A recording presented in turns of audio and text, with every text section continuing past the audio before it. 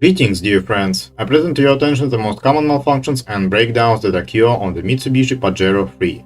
The Pajero suspension is stiff, and even its American twin, Montera, is not particularly comfortable.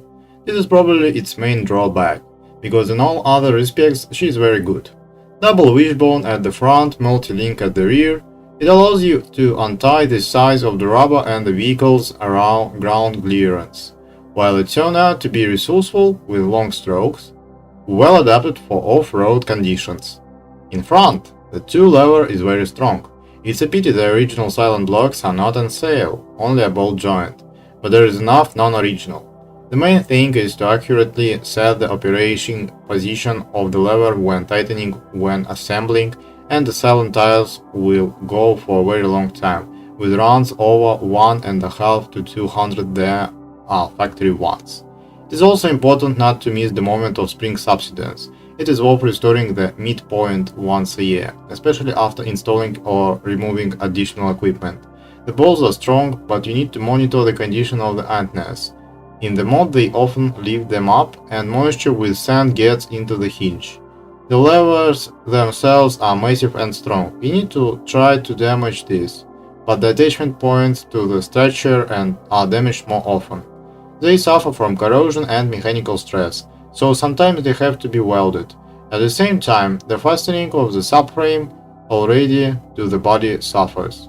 The gearbox is suspended on two brackets, each on its own silent blocks, and they also wear out. Often, owners do not change what they consider to be minor elements, and for years cannot cope with vibrations and shocks from the suspension and transmission. And the surprise is that only as long as the elastokinematics of all silent blocks are coordinated, the car remains relatively comfortable. Most of the difficulties arise for those who make the lift of the body relative to the subframe. Sometimes in this case, even with all the new rubber bands, vibration cannot be defeated. And we must not forget about replacing the shock absorber brush, for the sensation of breakdown when passing through the joints is mainly responsible for the backlash in this connection.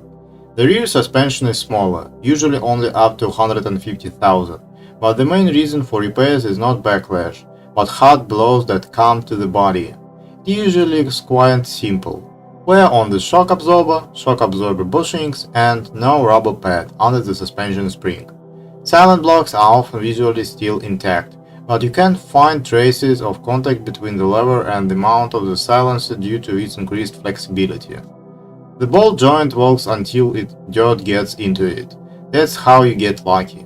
Small wishbone toe also often begins to crack just after sorties on the off-road.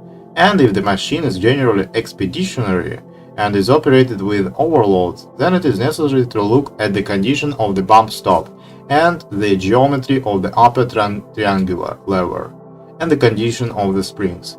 And in general, the state of the suspension in prepared for serious adventures colteds is completely unpredictable.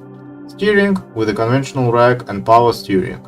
The resource is quite decent. The mechanism usually fulfills its 200 to 300,000, but leaks occur regularly, but through the hoses and on the rail. Moreover, the side seals more often flow from the rail, and not the rings and the shaft. The reason for many problems is the overheating of the system on the ground and low speeds. It would not hurt a large radiator for hydraulics, if the car often leaves off-road. And carefully check the hoses in the engine compartment. Fluid drips may well be a slow leak from the power steering system. Additional attention should be paid to the pump for diesel cars. It is very non-standard here, with a gear drive, and it is expensive.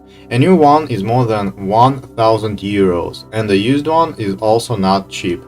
There are proprietary rotor repair kits, but they cost more than a pump assembled from a non-original supplier approximately twice, 120 euros for gasoline and 200 for diesel. So the howling pump is not good. Here it howls only when it is seriously worn out. The Pajero's Super Select 4 drivetrain is complex, mold-rich and surprisingly robust. All units, including the propeller shafts, are very reliable. Among the options were locks for both front and rear differentials, and in regional versions, simpler options with a mechanical transfer case and even without a central differential could be installed. Most of the cars are equipped with a 5-speed automatic V5A51 developed by Mitsubishi, but not all. American Monteros were equipped with V4A51 4-speed motors in combination with a 3.5 engine in the basic XLS configuration. The LTD already had a 5-speed gearbox. The right-hand drive versions from the home market and the Exceed L, ZF and Exceed S trim levels came with 4-speed bumps, even in the long wheelbase version and with 3.5 GDI engines. Variants from Southeast Asia with a 3-liter engine come with the same V4A51, but cars from the UAE suddenly with the 4-speed Aisin AW3270LE, although this is not reflected in the documentation in any way. Even more confusion is going on in the choice of interlocks, reinforced gearboxes, etc. With documentation for all kinds of special series, everything is not easy. There may be difficulties during repairs, although in general the machine retains the potential of a big designer. By and large, everything fits anywhere. The body itself is universal. The boxes are connected to engines and hand out through adapter plates and a removable bell of the box. The main thing when ordering non-standard options is to immediately take control units and wiring. By the way, in the event of an accident, the checkpoint bell often cracks. Check it for welding. Mechanics here are mainly V5M3126 or V5M3126-X. It was also used on Pajero, Evo and other most powerful versions of the second generation. It keeps torque at 450 Nm, so it has no problems with gasoline engines, unless it cranks the bearing in the middle housing of the box. This happens after overheating, when the pressure plate and the bearing in the aluminum housing weaken. The condition of the manual gearbox, even at runs of 350 to 400,000, is usually still decent. Although the wear of the synchronizers and clutches of the second and third gears occurs quite regularly, it is no longer possible to switch quickly. The bearings themselves are quite reliable, the shafts are strong. Repair is possible but usually impractical, since the price of the complete box is lower than the price of a typical repair kit for bearings and forks with synchronizers. And in case of serious troubles with the box, for example after an oil leak, the difference between the price of the contact and the repair will be several times. Just take care of the unit, do not allow leaks and impacts on the body. It is quite delicate here. And when buying, do not forget to check the oil and the condition of the magnets. With a 2.5 engine, a weaker and less reliable V5MT1 box also come across. Fortunately, the motor itself is rare, found only on some European versions and occasionally comes across among Asian versions. Since the design of the 4-speed V4A51 and the 5-speed V5A51 is generally the same, they also have common problems. The box is quite reliable, it does not have any major problems, the cooling system is implemented using a heat exchanger in a cold radiator tank and an additional radiator in most versions. There is only one drawback of such a scheme.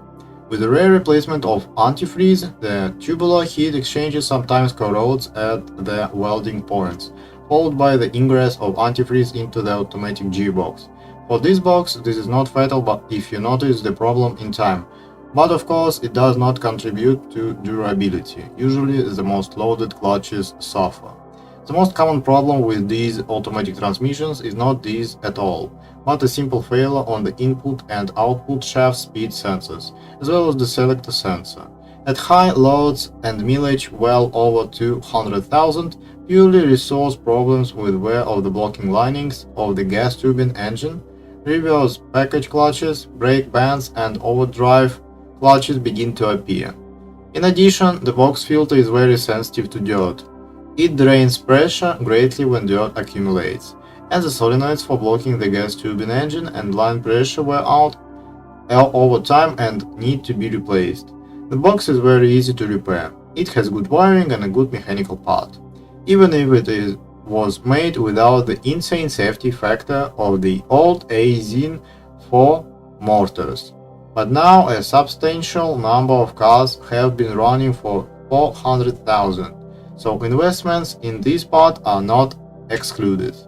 Repairs are unlikely to be cheap, so purchasing a contract automatic transmission from Japan is still the easiest path, but the guaranteed working units seem to be running out. Get ready for the fact that just replacing and everything will not work out. The new box with a good probability will pass a little and will also be asked to be repaired. And the best choice is preliminary troubleshooting of a used automatic transmission before installation with replacement of seals, the most loaded clutch packs, and solenoids.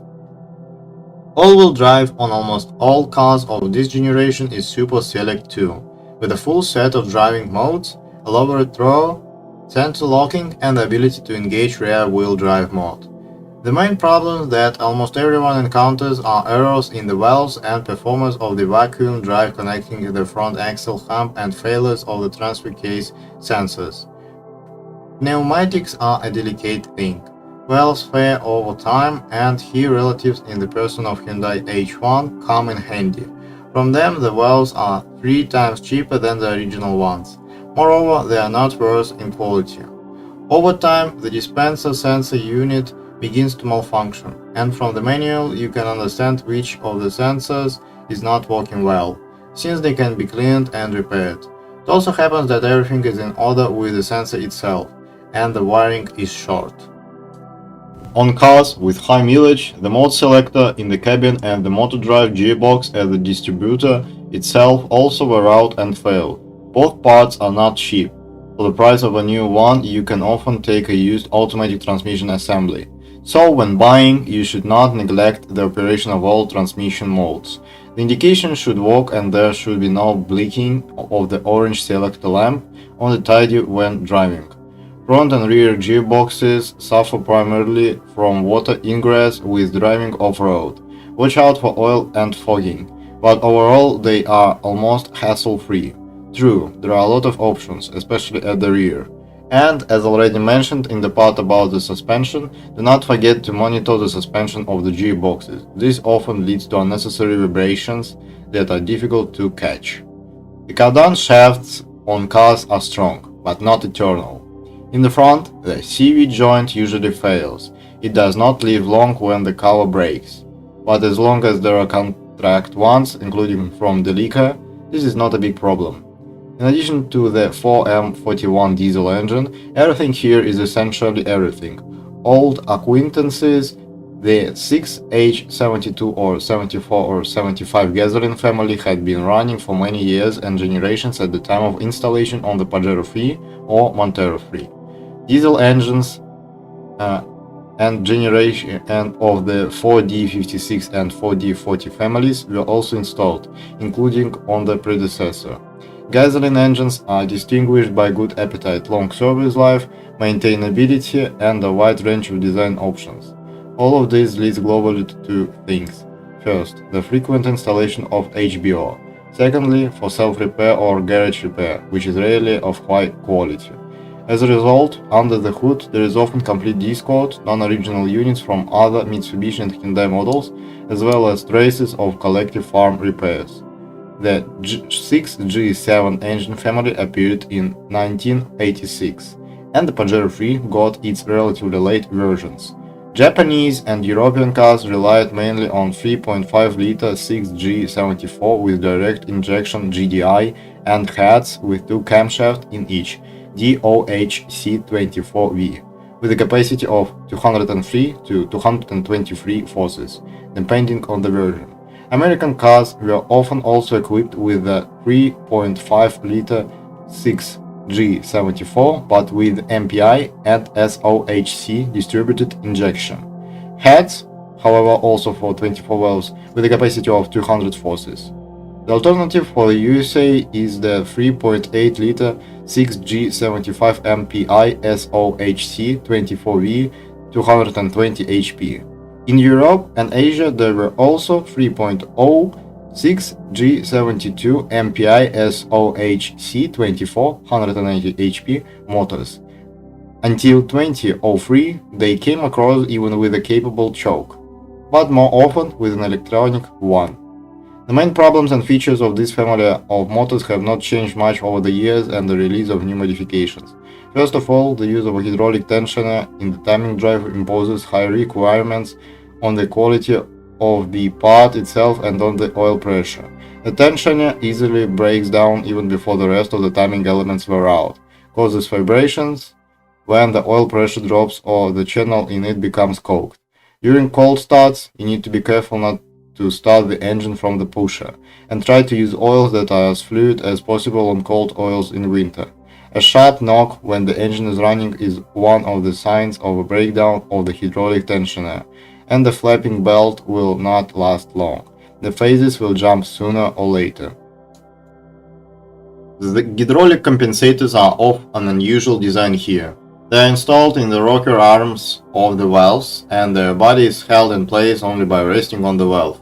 The design itself is very compact, and with a rare oil change, bad oil, or the presence of a sealant in it, the hydraulic lift clogs up very quickly. However, even in ideal conditions, they rarely leave more than 200,000. You can, of course, pull with replacement and change only those that are clearly easily compressed, but there are 24 of them, in any case, and the resource is plus or minus the same, so you will have to come back often. On the other hand, replacing everything at once will easily cost 150 euros. Sometimes there is wear of the hydraulic compensator seat in the rocker arm, which leads to the loss of the hydraulic valve from the seat at high speeds, and at the initial stage, simply to oil leakage from it along the body. And with any oil starvation, the liners suffer. They are relatively narrow and loaded here, and the resource is not very large. With runs of 250 to 300, you need to carefully monitor the oil pressure and suspicious knocks. Fortunately, in such cases, the crankshaft is extremely rarely damaged, only if the liner has already been cranked. Minor resource problems, like leaks of gaskets and pipes, are also present, especially unpleasant when pipes flow in the collapse of the block, under the intake manifold, or the rear connecting channels of the cooling system and PKG. Uneven idle and weak engine mounts are another big problem, and are really high dependent on the mileage and engine version. The 3-liter engine with electronic throttle is the best here. The 3-liter with mechanical throttle is slightly worse, and the 3.5 GDI has the most problems, but not in single turns. In general, if you come across a 203 bhp 6G74 with direct injection, expect problems. Here, and expensive fuel equipment, and intolerance to 90-second gasoline, and a tendency to carbonization of the piston group, and, what is especially unpleasant, the lack of repair piston on sale. The company removed them from sale a long time ago, and it is already problematic to buy a kit. At the same time, the piston itself is very different from that of the MPI version. It is here with a developed displacer, not interchangeable. The only way out is to order forging, which in any case will be more expensive than serial cast, and in most cases they do not want to make forging from high silicon alloys with a low coefficient of expansion. Such blanks are simply not in demand from tuners, which means that the motor will have to be assembled with large gaps. That is why the American Montero with a power of exactly 200 and conventional injection are more popular among experts, despite the simple interior and high mileage. The main diesel for this generation is a 3.2-liter 4M41 with 160 or 165 HP. Unlike earlier 4M40, it has a direct injection, not a vortex chamber, and 16 valves instead of 8, and the displacement has grown by 200 cubic meters. The third generation got the version with the Zaxel VRZ electronic injection pump, which is considered problematic due to the design and price. The manufacturer Zaxel was bought by Bosch, but they will hardly help you with servicing a branded stations. There are clearly difficulties with the repair of this unit in Russia. There are few specialized services, spare parts are expensive, and not a penny iron brakes in it. In most cases, even in the event of a breakdown, you will have to look for a used injection pump, especially if you live in the outback, or learn the skills of resuscitation of precise mechanics on YouTube. If you are lucky and you go to repair immediately after an error appears on the injection advance sensor, then most likely you will avoid damage to the advance piston, scuffing of the shaft, rotor and bushings. In such a rare case, the repair price will be within 10,000 rubles. Full recovery in the best years costs more than 60,000. This is if you can find a master who will take it. This injection pump does not tolerate the solidification of diesel fuel and the airing of the system. A serious breakdown is almost guaranteed in this case. When checking, a scanner control is mandatory. Checking the actual CSP and target CSP parameters should be up to 29%, preferably up to 25%. After 32%, violations in the motor are usually visually noticeable. Large readings indicate stem problems or wear on the piston pair. You can also try to check the engine under the load and if there is strong black smoke coming from the exhaust. Diagnostics in specialized service can tell a lot about problems, but such services still need to be found. Later versions of the engine on the Pajero 4 were equipped with common rail injection, with which the engine became much more reliable. But such an engine cannot be delivered to the third generation of the car without global alterations. And the simple mechanic Bosch VE injection pump from the earlier 4M40 is not suitable. You can put it on and even start the engine, but the shape of the injection curve and the moments of peak pressure of the engine with vortex chamber mixture formation and direct injection differ too much. There have been experiments. They put and tuned high pressure fuel pumps Kaubeck F or Bosch AV, but motors usually do not get enough power and smoke, so the selection of the shape of the drive disc and angles continues. There are more examples of success, but with such alterations, in any case, the ABS and ESP will not work normally. In addition to the unsuccessful injection pump, the motor has offered difficulties. The resource of the timing chain is quite decent by today's standards, 200,000+ kilometers, but you need to be careful when replacing it. If there is a backlash in the balancer shafts, then it is necessary to change the aligners immediately. Yes, and the chain breaks when overrun. You cannot ride with a knocking one. The damper pulley is very delicate. Its resource is small, especially for cars with manual gearboxes. The rubber delaminates very quickly, which requires tension control. Timing clearances also several drive bells. Timing clearances need to be adjusted very often, literally every 15,000 kilometers, just like on the old 4D56. And oil leaks through the oil filter glass and the heat exchanger are regular, due to an unsuccessful gasket. Versions from the beginning of 2000s with an actively working EGR valve are also distinguished by strong carbon deposits in the intake manifold, which makes the EGR throttle installed here for better performance wedge. When overheating, cracks occur in both the cylinder head and pistons, and with runs of 300+, the cylinder head must be checked carefully. Cracks sometimes do not fall into the antifreeze channel, which is quite easily detected by the excess pressure in the cooling system and the accumulations of pistons, but into the cylinder head cavity, which sharply increases the pressure of crankcase, gases, and oil waste. The old 2.5-liter third 4D56 diesel in the generation Pajero is extremely rare, and oddly enough, this is the second version of the engine with a conventional mechanical injection pump and conventional injectors without common rail and variable geometry tubings. In addition to the difficulties with a small belt in the timing drive, there are drawbacks in the form of strong oil leaks from all slots, the sensitivity of the piston and cylinder head to overheating, and a tendency to cracks during extended operation at high load, and the crankshaft liners, when operated with manual gearboxes, often wear out when runs 250 to 300,000. In general, it is necessary to monitor the oil pressure and noise, although it is difficult to gauge the excess noise with a diesel engine. Well, a 2.8-liter 4M40 diesel engine is almost unrealistic to meet, except in Brazilian or Thai cars. They came across in the next few.